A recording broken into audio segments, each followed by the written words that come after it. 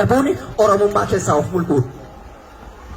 Wanni taatee taate haalaan hin jiru as keessa abbaan kaleessa dhiiga dhangalaastee har'a bor bishaan maa dhangalaastee hin jiru kaleessa wallaalummaa yoo dandeenye gaafas si gorsite yoo dandeenye gaafas kallattiis deebiin har'a carraa arganne har'a siinde har'a achitti waan baallaan dalage cobboon dhibiin armaa achitti hin jiru bilisa.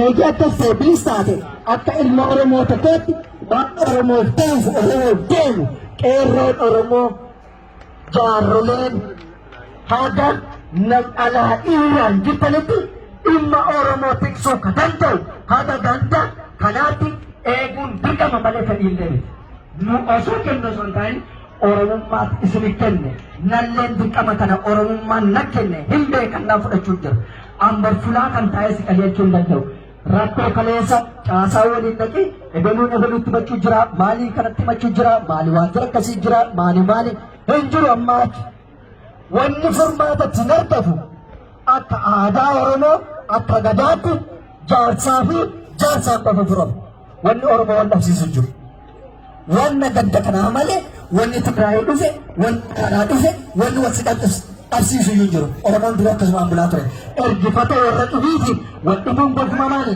hin taa'u yoo kan goote ilaalcha diinaa seelii diinaa facaasanii deeman har'a dubbii dubbatu keessatti illee mataa sin baana jechuudha.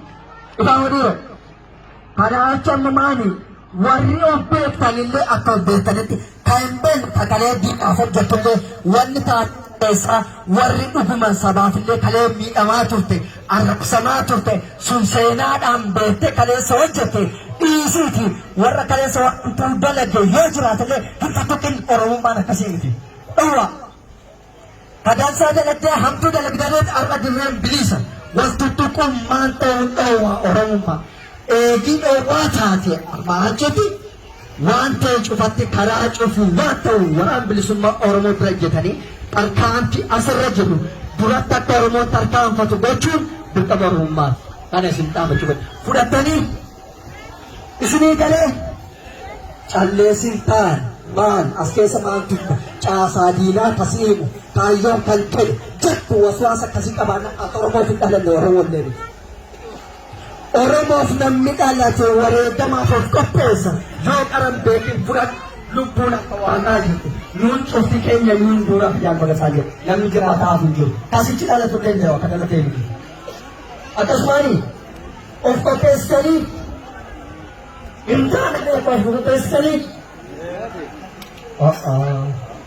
yoo akkasii ibsoo wayii bufee wayii garaas hin jirti isinii galle moo dubbii kiyyattis hin taane. Isinii gattee meeroo tokko diina durani dhaabbannaadha. Diina durani dhaabbannaadha.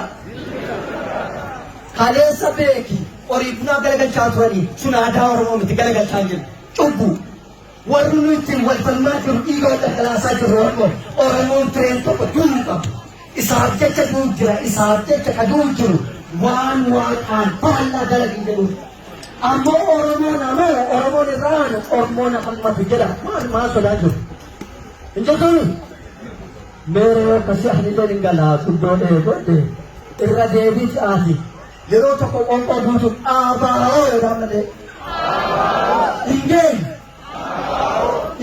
hin ballee naan goon woboodha